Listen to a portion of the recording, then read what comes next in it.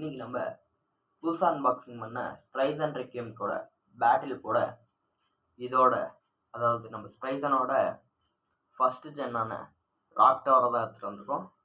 Battle போட்டு பார்த்தலாங்க யார் பெரிய ஆளுன்ட்டு.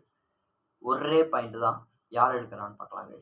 ஓகே, அப்புறம் நம்ம ஸ்ப்ரைசனுக்கு 3 மூட் இருக்குது, நம்ம அட்டாக்லேயே வைக்கலாங்க.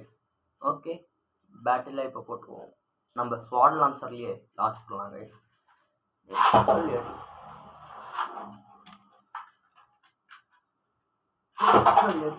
போடு வேற மாதிரி